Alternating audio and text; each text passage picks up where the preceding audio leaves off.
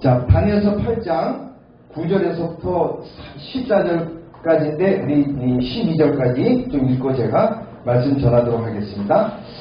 그중 한 뿔에서 또 작은 뿔 하나가 나서 남쪽과 동쪽과 또 영화로운 땅을 향하여 심히 커지더니 그것이 하늘 군대에 미칠 만큼 커져서 그 군대와 별들 중에 몇을 땅에 떨어뜨리고 그것을 짓밟고 또 스스로 높아져서 군대의 기제를 대적하며 그에게 매일 드리는 제사를 없애버렸고 그의 성소를 헐었으며 그의 악으로 말미암아 백성이 매일 드리는 제사가 넘긴 바 되었고 그것이 또 진리를 땅에 던지며 자유로 행하여 형통하였더라. 아멘. 우리는 지금 2021년도에 살아가고 있습니다. 대체로 여기 계시는 분 다 이렇게 해보면 아마 1950년도 이후에 1950년도 그 전에 이전에 계시는지 모르겠지만 대체적으로 1950년 제가 연세를 잘 모르지만 하여튼 그 좌우로 위에 살아가는 이 시대에 우리가 살아가고 있습니다. 저는 1960년대 초입니다. 몇 년도까지 아니지만 1960년대 초에 태생을 해서 지금 이게 살고 있는데 세상이 뭐지? 그 다음에 사는 게 뭐지? 죽음이 뭐지? 이렇게 의식을 하며 제가 산 연도는 한 30여 년밖에 안 됩니다. 제 인생 가운데 세상이 뭐지? 사는 게 뭐지? 죽음이 뭐지? 연애가 뭐지? 하여튼 이 세상에 내가 이 의식을 가지고 이렇게 좀 몸부림치면서 산 연도가 한 30여 년도밖에 그 정도밖에 안 돼요. 제가 오늘 제목을 하나님의 계획으로 이렇게 잡았어요. 성경의 하나님의 말씀에 나타난 하나님의 인류 가운데 그 계획 가운데 내가 살고 있는 이 2021년도에는 하나님의 시간표에 어디에 살고 있는가? 어느 시점에 살고 있는가? 하나님의 계획 중에 나는 어디쯤에 살고 있는가? 이걸 우리가 말씀을 통해서 좀 짚어보고 좀 깨어 있어야 되겠다라고 합니다. 왜냐하면 어느 때나 이 세상은 타락하여서 선악과로 따먹는 인류가 타락하여서 마귀의 지배 아래에 있는 이 인류가 오늘날도 더 악이 극치에 달해서 우리가 말하지 않아도 지금의 어둠의 세력들이 이 세상을 뒤엎고 있단 말이죠. 그러면 이 어둠의 세력이 뒤엎고 있는 지금 2021년 1월 22일 이 시점은 하나님의 계획 시간표 중에 어느 시점입니까? 우리는 목회자이기 때문에 성경을 늘 가까이 하기 때문에 다니엘서나 요한계시록을 보면 우리는 알 수가 있습니다. 구름에 흐릿하게 보이지 않고 분명하게 다니엘서와 계시록에 보면 우리가 살고 있는 이 시점이 이 시대가 어느 시대인가는 분명히 알고 있다는 것입니다.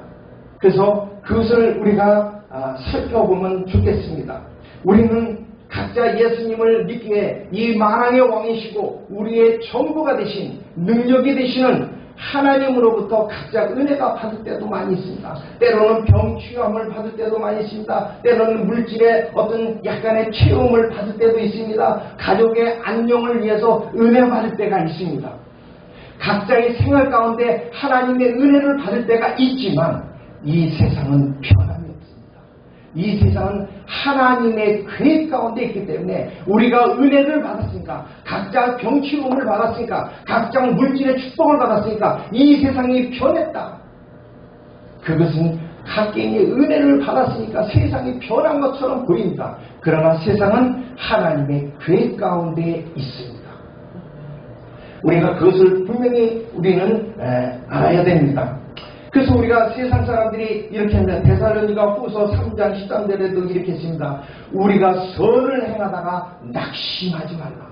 낙심하자. 오늘날도 우리는 예수님 믿는 사람으로서 우리 앞서 목사님이 얘기했듯이 하나님의 백성의 징표가 형제 사랑입니다.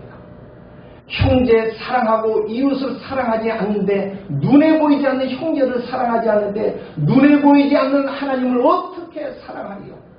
그러다 보니까 우리가 선을 행할 때가 많이 있습니다.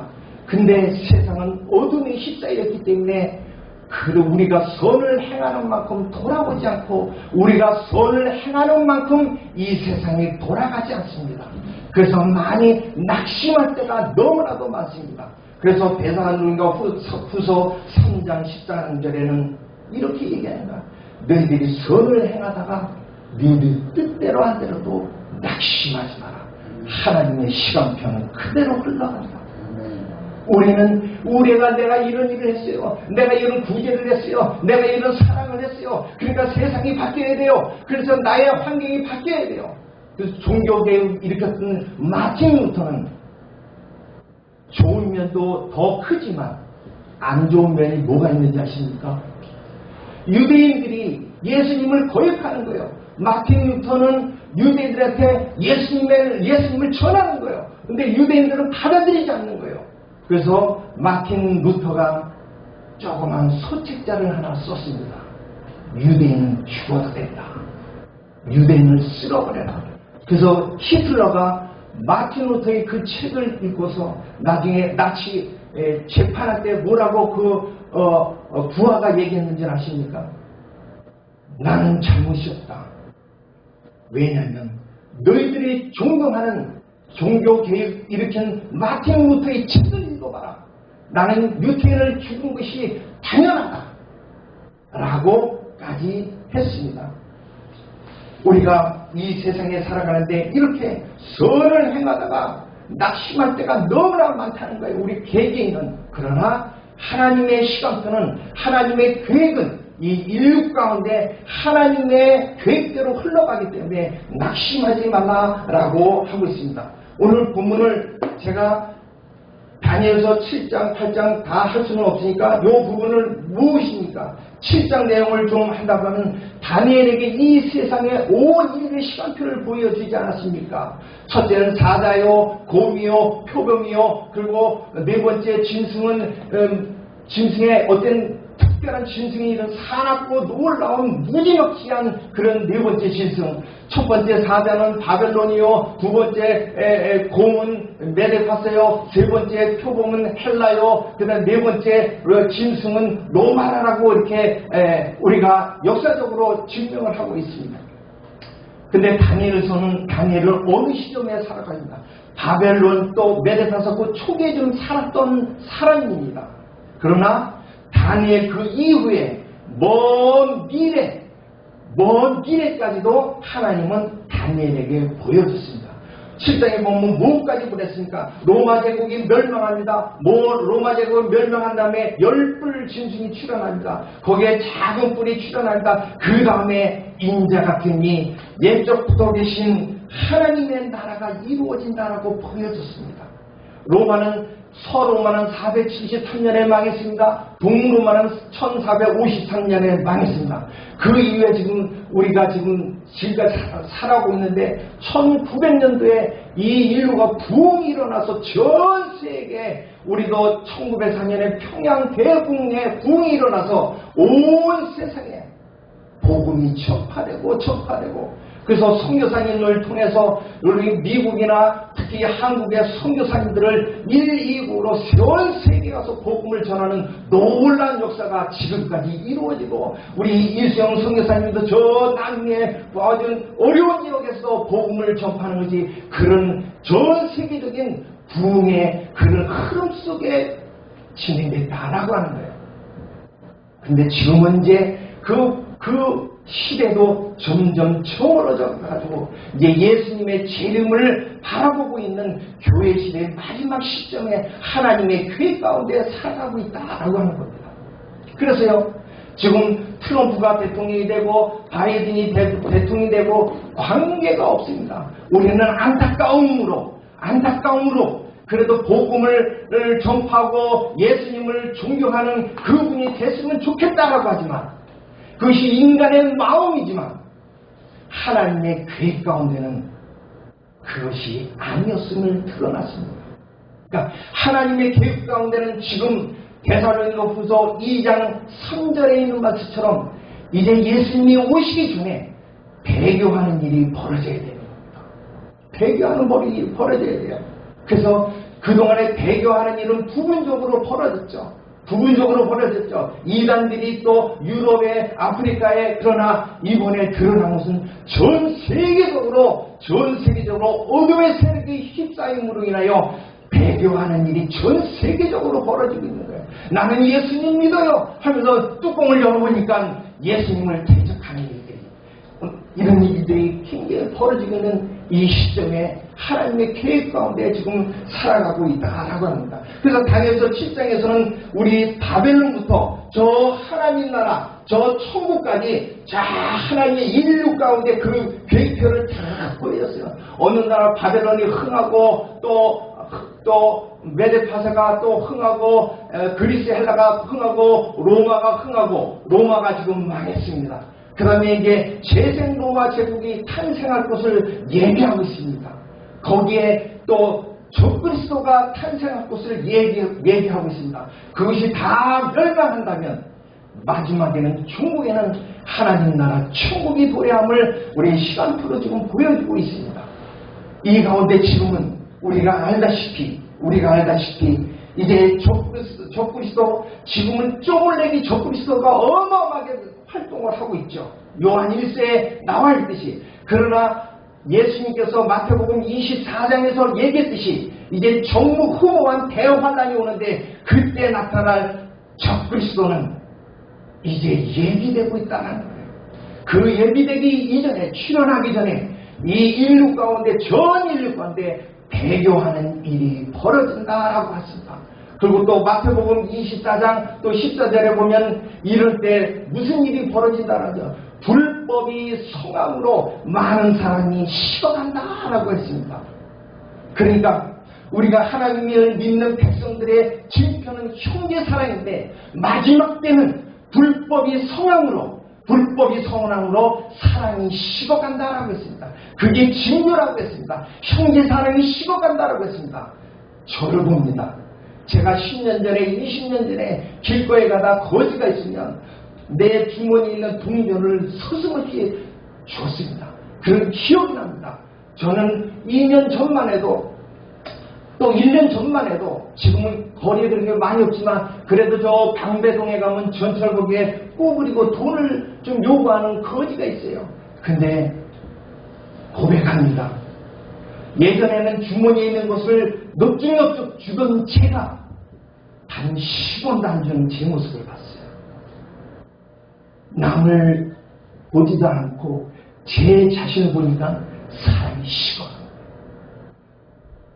그리고 세상은 온통 불법이 성하고 있습니다. 불법이 정의로 둔갑하고 있는 이 시대에 마지막 때 중에 마지막이라는 하나님의 계획 가운데 있음을 우리는 깨달아야 합니다.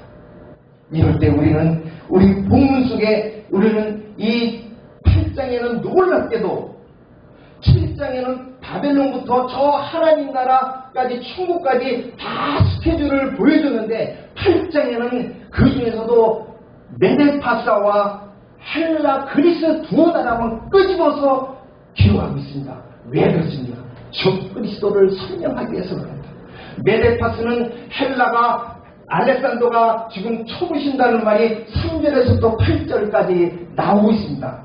3절에는 두 뿔 가진 숫장, 그 다음에 5절에는 한 숫염소가 있는데 이 두 뿔 가진 숫염소는 메데파사, 메데는 또 작은 뿔, 또 바사는 큰 뿔을 해가지고 바사가 메데를 이겨서 메데파사 한 나라가 됩니다. 근데 이 나라가 알렉산더, 그리스 헬라가 알렉산더가 나타나서 현저한 뿔, 5절에 현저한 뿔이 알렉산더가 나타나서 세계를, 메데파사를 잡아먹고 세계를 또 제패를 합니다.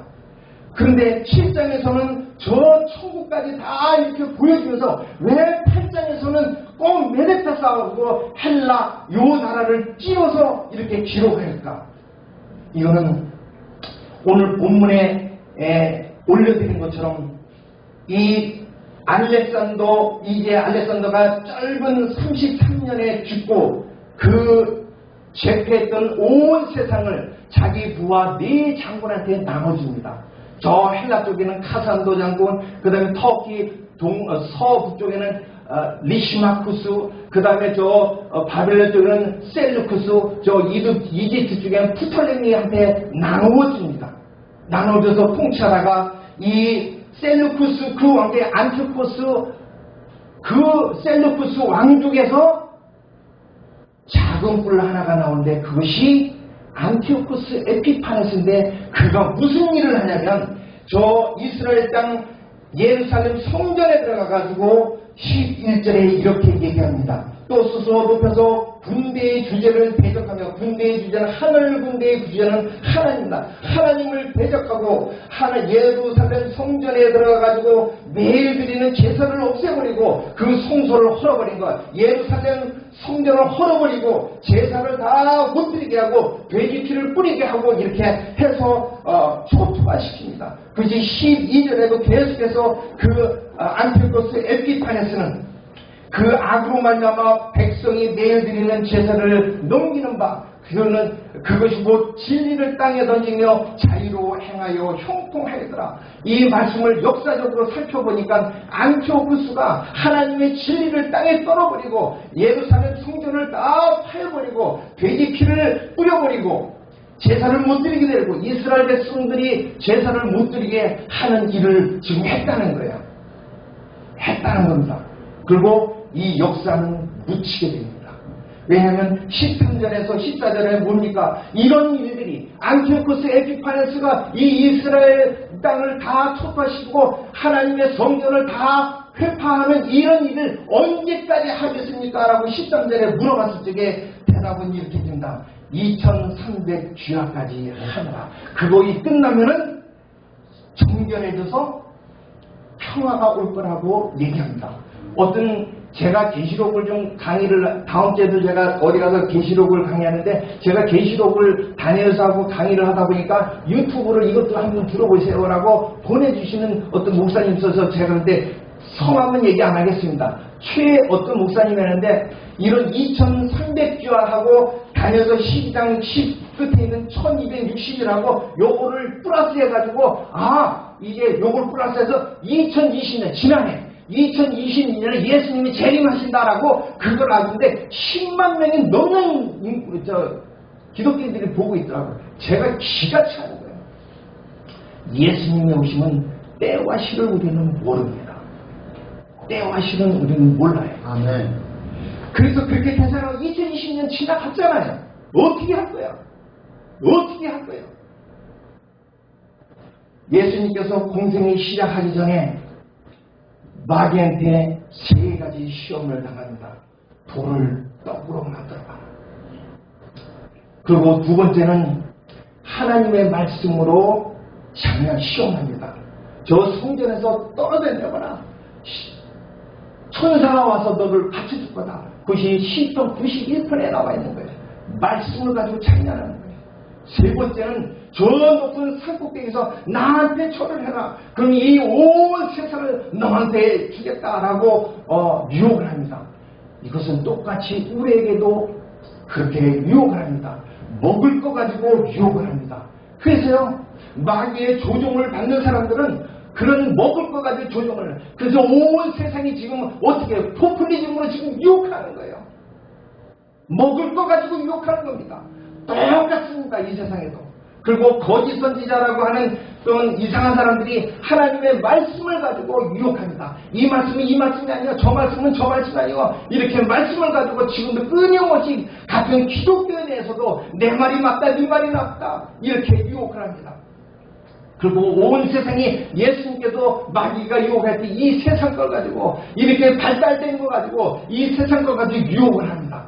똑같이 오늘날 이 세상도 그렇게 유혹하며 우리에게 접근을 하고 있습니다. 말씀처럼 2300주하고 1261을 플러스 해가지고 예수님께 2020년이 나온다는 거예요. 그래서 지난해 예수님이 오신다라고 그렇게 같았던 20년이 지나갔습니다. 이걸 어떻게 할 겁니까? 목사가 이러는 거예요. 이것은 2300주야는 이제 BC 172년부터 164년까지 안티오코스 에피파네스가 이렇게 성전을 회파하고 유대인들을 괴롭히고 평화가 없게 한다는 거예요. 그래서 우리 놀랍게도 164년에 마카비 혁명으로 유대인들이 100년 동안 평화를 누립니다. 그런 말씀으로 역사적으로 우리는 살펴볼 수 있습니다. 말씀을 정리하면 이렇습니다. 우리가 살고 있는 이 시대는 다니엘서에 나타나 있는 하나님의 계획을 보면 지금 바벨론이 지나가고 메데파사 나라가 지나가고 헬라라는 나라가 지나가고 로마라는 나라가 지나가고 지금 계속 종교개혁이 일어나고 지금 살아가고 있습니다. 지금 1900년대 전 세계적인 붐이 일어난 다음에 이제 휴거 이 시점 또 예수님의 공중 재림을 그 시점이 언제인지는 모르지만 그것이 다가오고 있는 이 시점에 살고 있는 이 시대에 전염병으로 인하여 세상이 이제 끝이다 예수님이 오신다 그거에 관심 가질 필요가 없습니다. 하나님의 계획 가운데 하나님 뜻에 따라 다 흘러갈 것입니다. 우리는 그게 두려워할 필요가 없습니다. 우리는 단지 해야 할 것이 뭐냐면 하나님의 시간표는 우리는 알 수가 없어요. 겨우 제가 의식을 가지고 사는 지가 30년이야. 30년 속에 하나님의 계획을 다 집어넣어가지고 하나님의 말씀이 이렇게 성취되어야 되고 이렇게 이루어져야 되고 이렇게 성취되어야 된다. 아니라는 거죠. 400년 신구약 암기에 수많은 사람들이 400년 동안 태어나고 죽고 태어나고 죽고 경험도 못하다가 살다가 죽는 거예요. 우리의 인생도 우리에게 사는 인생 가운데 하나님이 계획한 것을 다 경험하고 다 느끼고 이루어질 것이라고 착각해서는 안 된다는 거예요. 그럼 우리는 전염병이 생기고 또 세상에 어둠의 세력이 세상에 뒤엎고 그러니까 성경에 나타나 있는 하나님을 끌어다가 막 적용을 하는 거예요. 이번에 마지막 때에 이번에 이 시대에 2020년에 재림할 거예요. 막 갖다 집어넣는 거예요. 왜? 내가 살아있을 적에 하나님의 계획이 다 이루어질 것처럼 우리는 하나님의 계획이 말씀이 이루어지지 않다가 그렇게 살다가 가는 인생입니다. 그러면 우리는 이 시점에 어떻게 해야 되는가? 있는 자리에서 이 세상은 우리가 7장에서 살펴봤듯이 하나님은 이 세상 나라는 흥하고 망하고 흥하고 망하고 흥하고 망하는 하나님의 주관에 있는 겁니다. 하나님의 뜻 가운데 있는 것입니다. 그래서 결국에는 이 악의 세력은 하나님에 의해서 다 멸망한다. 그새 끝에 남는 것은 하나님 나라 천국밖에 없습니다. 끝에는 오로지 이 세상 권세를 잡은 이 세상 왕이 어느 나라가 메대가 흥했다, 그리스가 흥했다, 로마가 흥했다, 누가 흥했다 라고 하지만 하나님의 때에 흘러가면 그것은 다 이 세상 권세는 멸망한다는 거예요. 끝에는 하나님 나라밖에 없다라는 겁니다. 그래서 우리는 그 하나님 나라를 사모하며 기다리며 우리는 있는 자리에서 하나님의 말씀을 순종하며 순간순간 빛된 삶을 살며 하나님의 원하는 삶을 살며 생명에 있는 것은 좁은 길이라고 아까도 말씀하지 않았습니까? 우리가 믿음 생활하는 건 만만치가 않습니다. 주여 주여 하는 자마다 다 천국에 갈 것이 아니라 예수님의 이름으로 병을 고치고 예수님의 이름으로 선지자 노릇한다고 해서 다 천국 간 것이 아니라고 말씀하셨습니다. 우리는 순간 나에게 주어진 환경 가운데 나의 생각과 나의 발걸음과 나의 손짓과 나의 삶이 모든 행위가 거룩해지려고 하는 그런 몸부림 속에 우리는 살아야 합니다. 하나님의 성경 속에 나타나는 하나님의 말씀이 시간표가 내가 살았을 적에 이루어져지든 아니든 그거는 우리는 알 바가 아닙니다. 우리는 하나님께서 우리에게 무엇을 지셨지만 내가 거룩하니 너는 거룩해져라. 그 삶을 우리가 종말 때까지 종말은 두 가지로 생각했다. 인류의 종말이 있고 개인의 종말이 있습니다. 인류의 종말은 딱 한 번 있습니다. 예수님의 재림으로 이루어집니다. 그러나 종말의 재림은 개인의 종말은 지금 이 시간도 벌어지고 내일도 벌어지고 언제가 벌어지지만 개인의 종말은 각각 다 틀리죠. 그래서 행위대로 심판하는 생명책에 기록된 데 그것은 우리가 하는 인생에 태어나서 죽는 개인적인 종말을 가지고 계산을 하는 겁니다.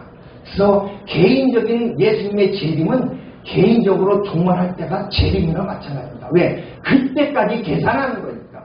인류의 종말은 인류의 종말이고 개인의 종말을 우리는 생각하면서 순간순간 최선을 다하면서 사는 우리가 될 줄 믿습니다.